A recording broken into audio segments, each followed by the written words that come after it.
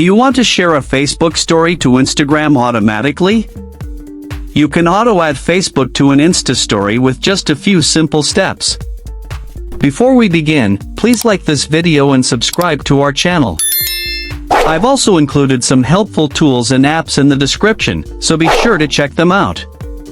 To share a Facebook story to Instagram automatically, first, open the Facebook app on your mobile device.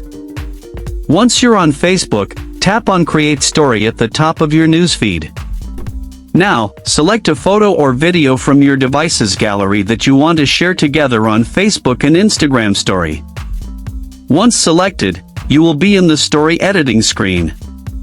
At the bottom of the screen, tap on the settings icon.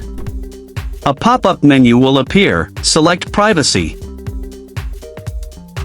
Now, look for the option Share to Instagram and tap on it.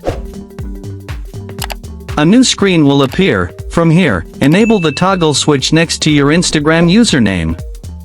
Make sure your Instagram account is linked to your Facebook account. Once enabled, any story you post on Facebook will automatically be shared to your linked Instagram account. Now, go back to your story and tap the share button. It will also appear on your Instagram story automatically.